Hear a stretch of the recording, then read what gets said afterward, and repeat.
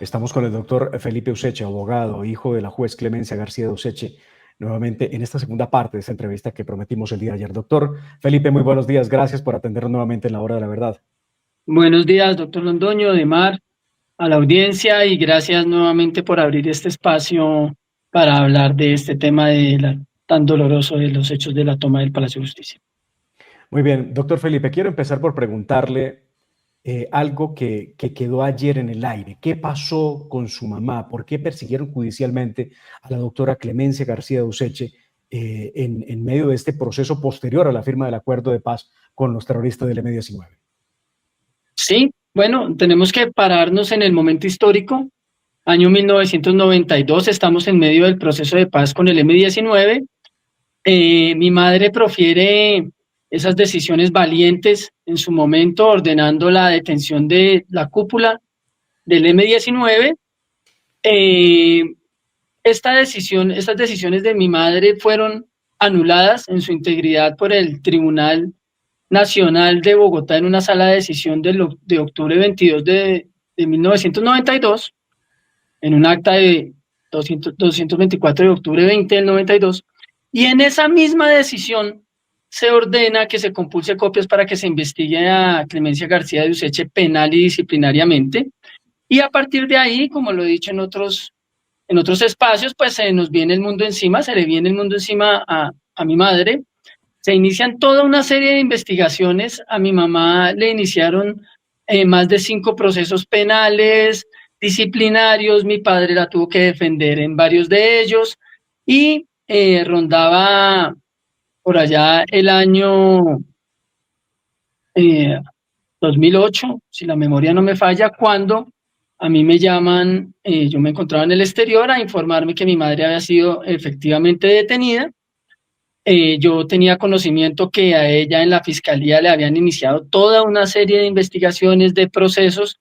Aquí aprovecho el espacio para decir que Marta Lucía Zamora me ha pedido una rectificación que hacía parte como miembro 411 del listado de indultados. Efectivamente, ella se llama Marta Lucía Zamora Ávila, la magistrada de la JEP, y la del listado se llama Marta Lucía Zamora Jaramillo. Veo un tema de homonimia, me permito de una vez rectificarlo, pero sí, por supuesto que también me aceptó que estuvo en todos estos, en esta etapa en que mi madre fue perseguida, en que mi madre fue detenida, y la fiscalía tuvo un muy buen cuidado en ese momento. Eh, Supongo que creo que el vicefiscal general de la Nación fue quien profirió esa orden de detención en contra de mi madre y fue enviada a las casas fiscales de La Picota, por supuesto al lado de varios de los criminales y de los guerrilleros que ella misma había juzgado con antelación, gente de la guerrilla y el paramilitarismo y narcotraficantes, en donde la iban a asesinar. A ella la iban a asesinar. Un noticiero de esa época saca una nota informando de esta situación, que mi madre va a ser asesinada en las casas fiscales de La Picota. Ella es removida a otro lugar y después la Corte Suprema de Justicia le revoca esa detención de que fue víctima, porque en ese momento las personas que la perseguían en la fiscalía, el estamento, consideraba que mi madre era una persona, un peligro para la sociedad. Y yo sí creo que mi madre era un peligro para la sociedad colombiana en ese momento, porque ella no le tembló la mano para acusar al que tuviera que acusar, lo cual le valió eh, esta persecución, y eso fue lo que pasó. Eh, Ella siempre fue una enemiga de la paz. Ese era el título que se le daba a ella, enemiga de la paz, y, y, y pues eso fue en grandes rasgos. Sé que el tiempo es corto, lo que aconteció con la persecución de que ella fue víctima. Doctor Carlos Felipe Useche, ¿qué fue lo que usted encontró en todo ese proceso que analizó su señora madre alrededor de los hechos del Palacio de Justicia respecto puntualmente al tema del incendio en el Palacio? La narrativa de un sector de la política de izquierda en Colombia durante muchos años ha sido alimentar una fantasía conocí de cerca cómo funcionó el proceso, de que a través de los disparos de cañón que liberaron la presión que había dentro del Palacio de Justicia, se había causado el incendio. Pero nosotros, que aquí hablamos con el magistrado Samuel Buitrago, por ejemplo, tuvimos noticia por parte de él de que ese incendio lo había provocado el M-19. ¿Qué sabe usted y qué logró encontrar en medio de aquel momento en el que usted acompañaba a su mamá en ese proceso?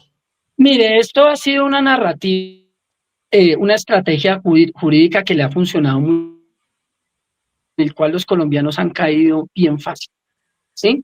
Porque en el fallo del 15 de mayo de 1992, mi madre hace un muy minucioso análisis sobre el tema del incendio, encontrando que fue el M-19 quien inequívocamente inició el incendio en el edificio del Palacio de Justicia. Bien lo ha dicho mi compañero de colegio, Mauricio Gaona, lo ha explicado con suficiencia y no me voy a detener en ello, cómo el cartel de Medellín estaba ligado a la toma del Palacio de Justicia, porque el M-19 iba a hacerle el mandado de quemar los expedientes que se encontraban en la corte que investigaban las extradiciones. Entonces, ella, yo lo dije al principio de mi anterior intervención, estudió todo el proceso y creo que ha sido la única persona en Colombia que así lo ha hecho. Yo me atrevería a decirlo, el 4119. Y en uno de los videos de la televisión española, en el minuto 23, se ve cómo inicia el incendio sin que ningún tanque haya ingresado o haya hecho acción militar alguna en el momento de la recuperación de la toma del Palacio de Justicia. Entonces, ella ancla el tema del incendio, que es un acto feroz y bárbaro, y lo califica como un acto de ferocidad y barbarie que era excluido de las posibilidades de los indultos, de los cuales fueron cobijados los miembros del M-19, incluyendo su cúpula, incluyendo al señor presidente de la República, quien hoy es un indultado, ya lo expliqué la semana pasada. De manera técnica, creo que esto no se entendió muy bien, pero el presidente es un indultado. El señor presidente, al igual que la cúpula del M-19, no ha sido investigado en Colombia por los hechos de la toma del Palacio de Justicia, porque la única investigación que se hizo fue anulada, o la única decisión judicial que así lo hizo fue anulada por el Tribunal Nacional. Entonces, hoy, 2025, 40 años después, la justicia colombiana no ha investigado quién diseñó el plan criminal de tomarse el Palacio de Justicia. Rondaba el 4 de diciembre de 2009, cuando la Comisión de la Verdad, compuesta por el señor Jorge Aníbal Gómez, José Roberto Herrera Vergara y Nilson Pinilla Pinilla, presentaron al país un informe sobre los hechos de la toma del Palacio de Justicia, en el cual manifestaban, porque esto es verdad y ellos no me dejarán mentir, y señalaban que el incendio en los hechos del Palacio de Justicia había iniciado por parte de las fuerzas militares de Colombia.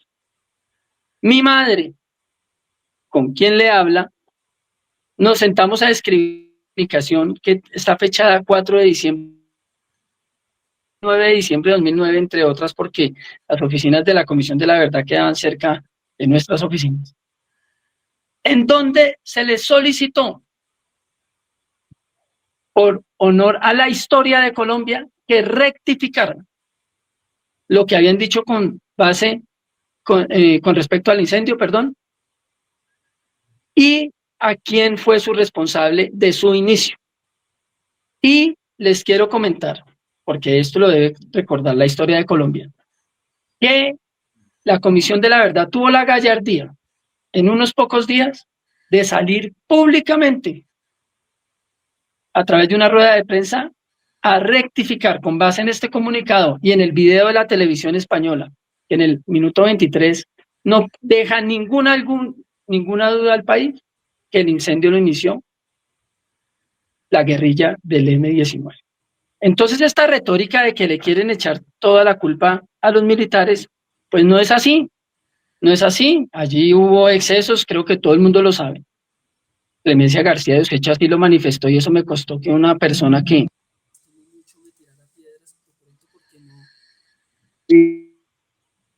tener a una mamá en la cárcel, pero bueno, yo sé pasar las páginas. Pero mire que la retórica del M-19 ha sido tan buena que incluso ha llegado a decir que los magistrados de la Corte Suprema de Justicia fueron asesinados por los militares, por Dios.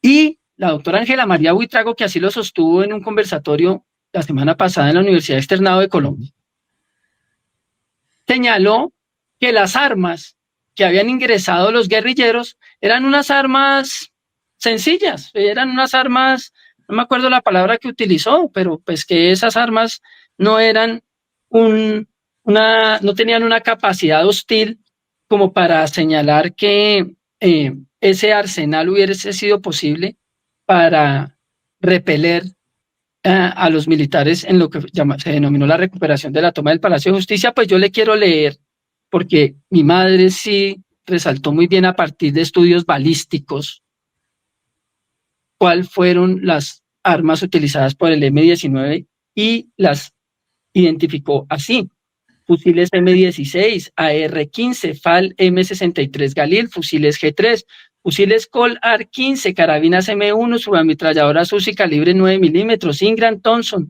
Madsen de diferentes calibres, lanzacohetes M72A2, tubo para lanzacohetes M72A2, granadas de fusil, granadas de fragmentación PRB-234 de fabricación casera de humo, etcétera, etcétera, minas explosivas, dinamitas, bombas tipo Claymore. Yo no sé, y la doctora Ángela Buitrago y yo vimos el mismo dictamen de balística, pero a mí sí esto no me parece ni que son unas armas inofensivas, y mucho menos que no contaban con el arsenal para repeler la recuperación que intentó en su momento el ejército del país.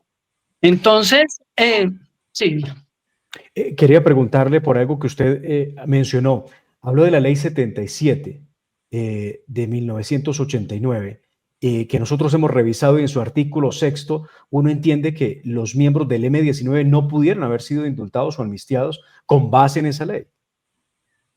Sí, esa fue la tesis de mi madre, que fue una tesis bonita para los que somos un poco románticos con el tema jurídico, porque ella no solo ampara su decisión de revisión de los indultos, sino que lo ampara básicamente o lo sustenta en el derecho de gentes y en el derecho internacional humanitario. Aparece en el año 1992, cuando esto era hablar de algo por allá que nadie conocía, no había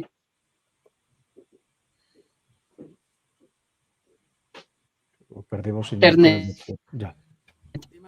Quien le habla ha tratado de defender durante todo este tiempo. Y señala, y tengo que confesarlo con alguna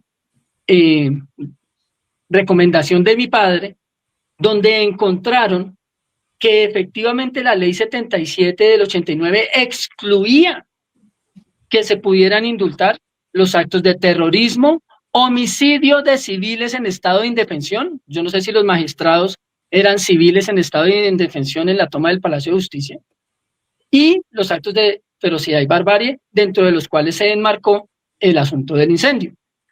Y ahí me quiero adentrar un poco a lo que ha sido el proceso jurídico. Sé que el tiempo apremia, frente a cómo el estamento colombiano ha protegido a la guerrilla del M-19 para que no sean investigados, porque ellos no han sido investigados, ellos no han sido absueltos. Ellos no, sencillamente el Estado colombiano no los ha querido investigar para establecer quién diseñó el plan para tomarse el Palacio de Justicia. Eso no ha pasado en Colombia. Y le quiero contar que rondaba el año 2015, cuando el señor Héctor Aníbal Talero, hermano del asesinado capitán Talero, presenta una denuncia penal o una noticia criminal ante la Fiscalía General de la Nación.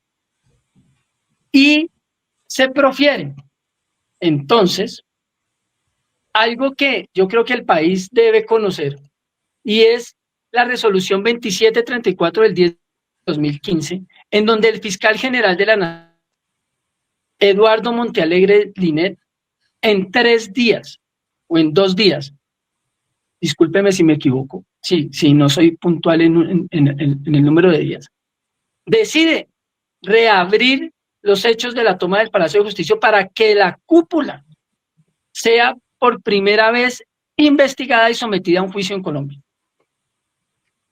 Y entonces ustedes dirán, ¿Y qué pasó con esa investigación? Que se reabrió. El señor exministro de Justicia la reabrió en contra de su último jefe, el señor presidente de la República. Parece un sentido, pero no lo es. Y viene y se profieren la decisión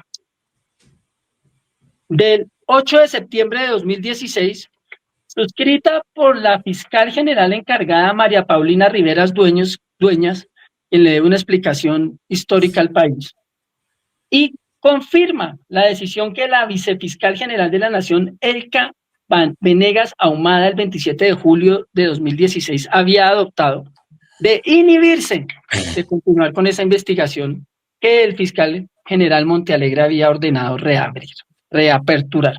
Y le quiero comentar que en ese septiembre de 2016, aunque lo firma la decisión una fiscal encargada, recuerde usted que ya era fiscal general el señor Néstor Humberto Martínez, quien había tomado posesión el 1 de agosto del mismo año. Es decir, más de un mes y medio antes. Bajo su administración tuvo en sus manos la posibilidad de en respeto a las víctimas continuar o con esa reapertura de investigación de quien había realizado el plan criminal de tomarse el Palacio de Justicia. Y lo veo en 2 artículos, en 2 columnas este fin de semana, saliendo a decir al señor Néstor Humberto Martínez que los indultos hay que revisarlos. No, señores, esos son las hipocresías políticas y jurídicas que a este país le han hecho en este tema, en este caso del Palacio de Justicia. Hipócritas, porque estuvo bajo su administración la posibilidad de iniciar con decencia, con moral, como lo hizo Clemencia de Useche, una investigación para determinar jurídicamente en el marco de un debido proceso y de un juicio público para que los de la cúpula del M-19 atendieran ese llamado de la justicia y le explicaran al país quién diseñó el plan de tomarse el Palacio de Justicia. Porque el oso que hizo la justicia de Colombia en el año 2019, el Juzgado Penal Especializado y el Tribunal de Bogotá, decir que los responsables de la toma del Palacio de Justicia eran los guerrilleros muertos que nunca fueron identificados y por eso fueron condenados. Es un oso para el país y así lo denominaba Clemencia García de Useche, porque a ella la llamaron para que hiciera eso y ella se negó.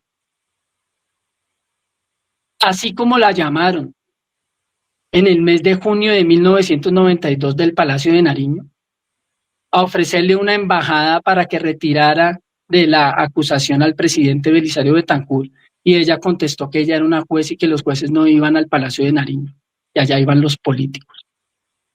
Esa era Clemencia de Useche. Y yo voy a reivindicar el nombre de mi madre hasta el último día de mi vida. Eso lo voy a hacer.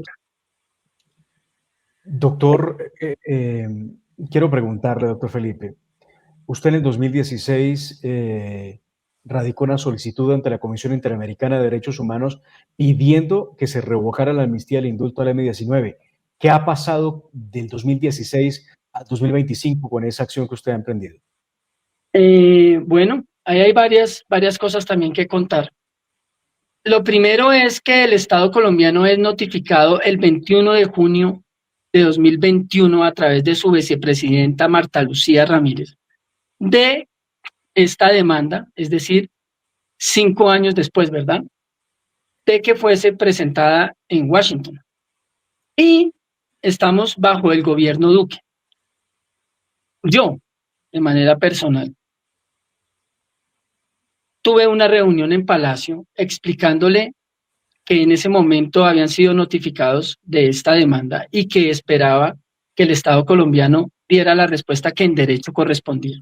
Y esa respuesta que dio el Estado colombiano bajo la administración del presidente Iván Duque fue decir que el Estado colombiano había obrado muy bien frente a las investigaciones del Palacio de Justicia y que esta petición que se había presentado en la Comisión Interamericana de Derechos Humanos debía de rechazarse. Eso fue lo que hizo el Estado colombiano, eso fue lo que hizo la administración de Iván Duque.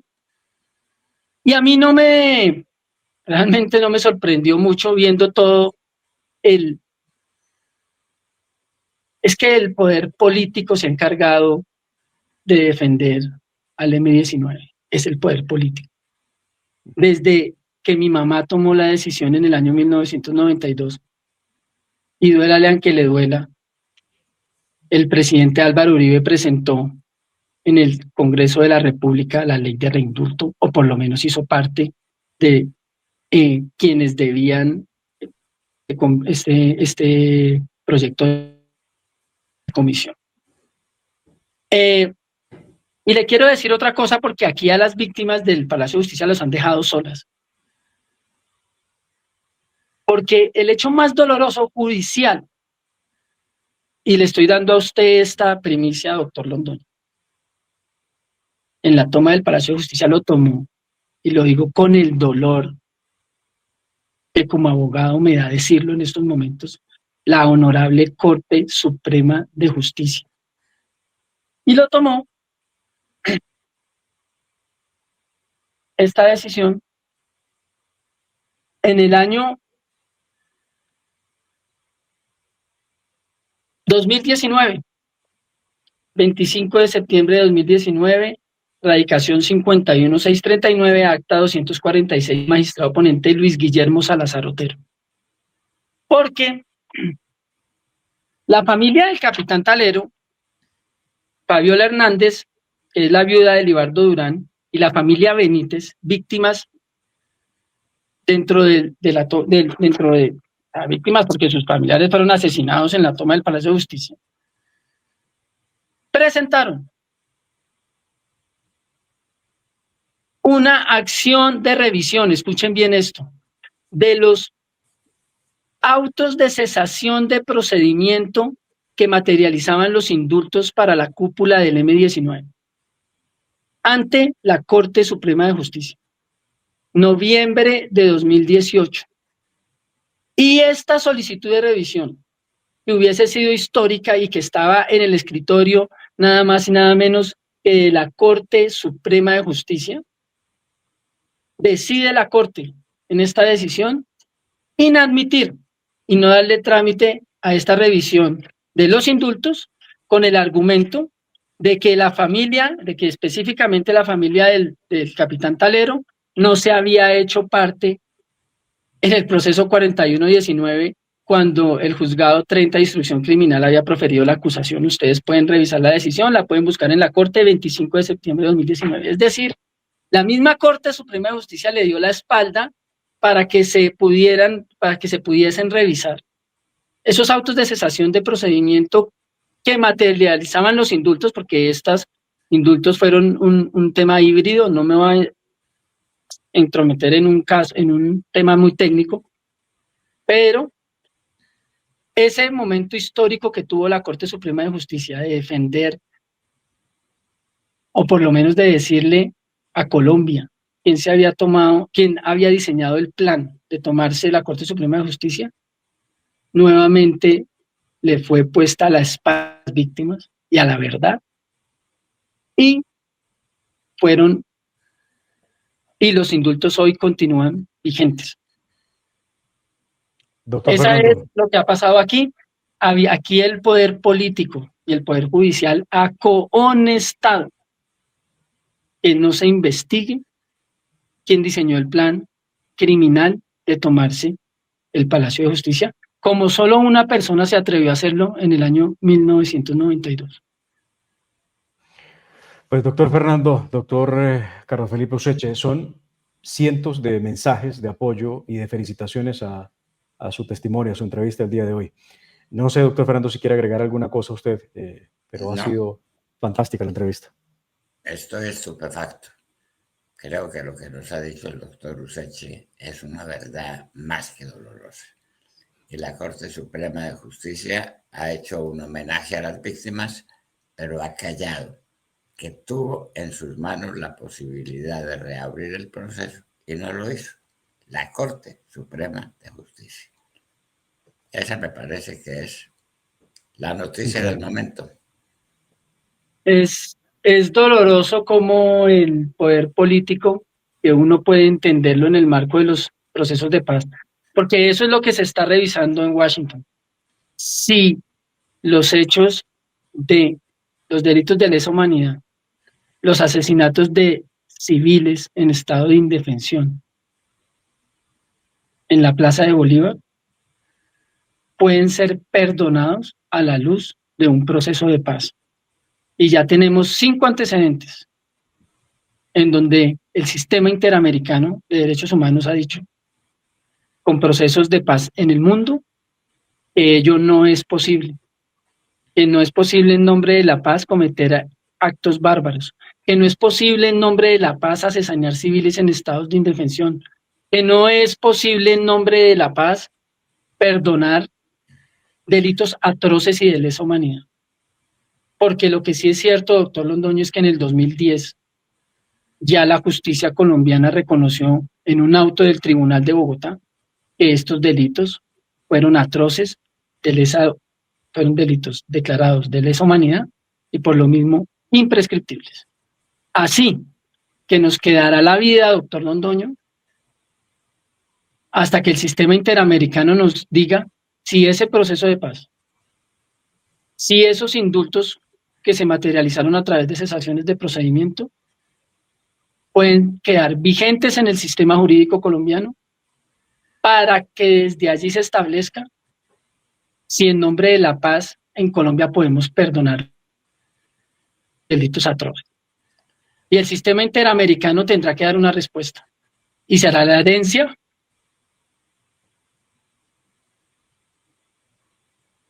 que yo le voy a dejar a mis hijos, como la que me dejó mi madre. Valiente. Y quien fue detenida por eso, quien fue privada de su libertad. Y no me cansaré de decirlo.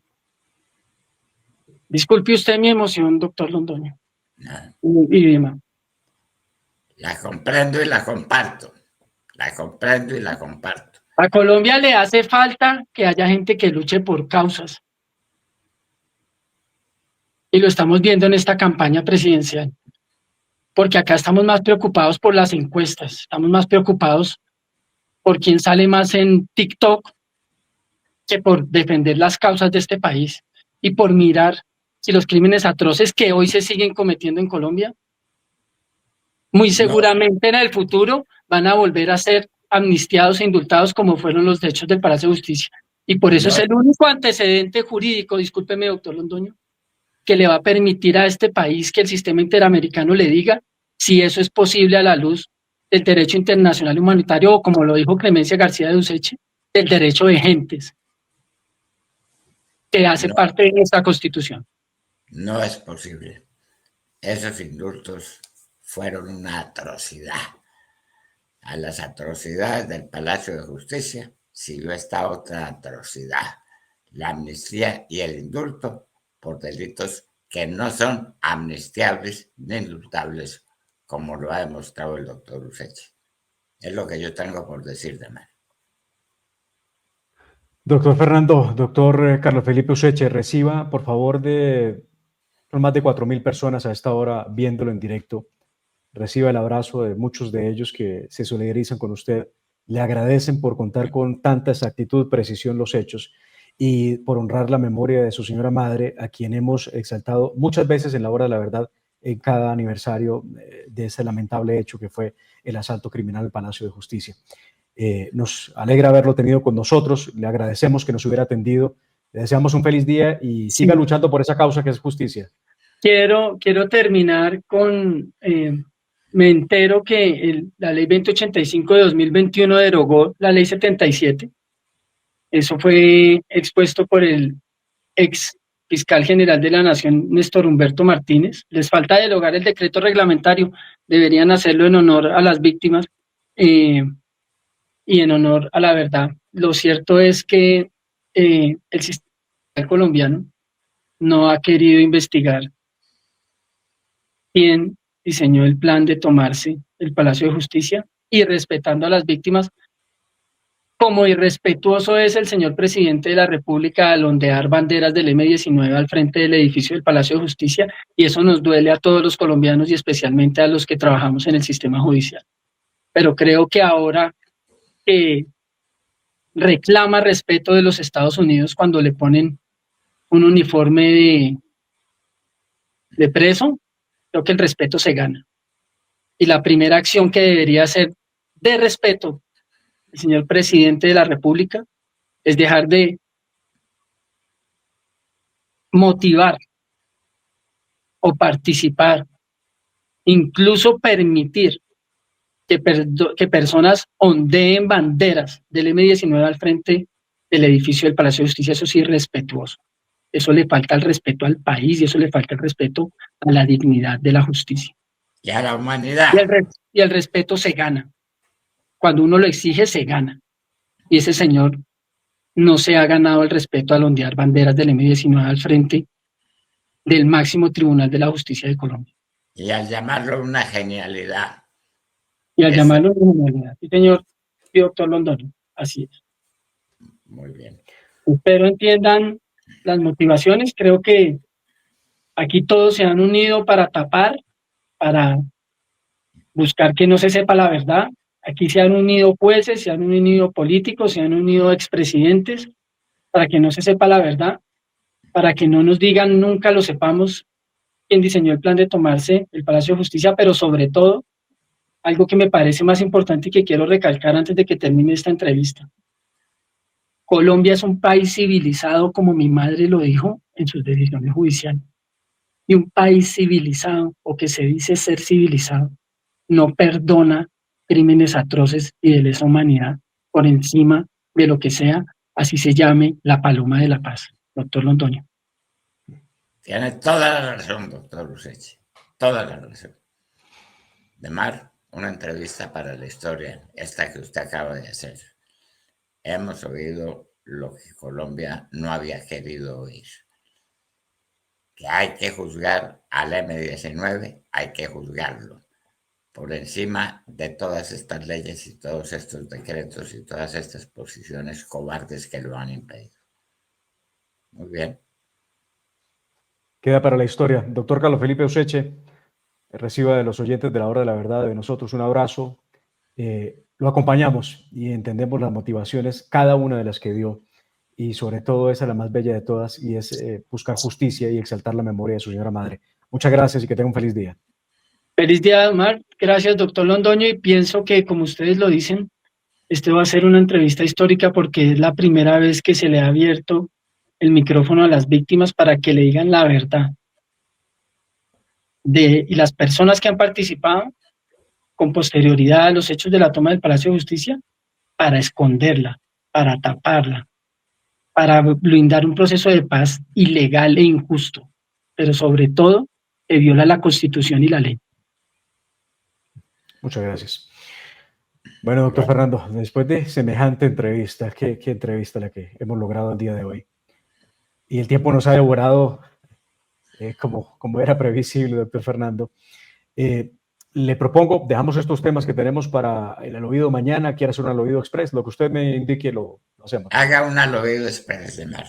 Perfecto, presentemos al oído y les contamos algunos detalles rápidamente de lo que viene en la cosa política, porque aquí hay varios temitas que quiero compartirles.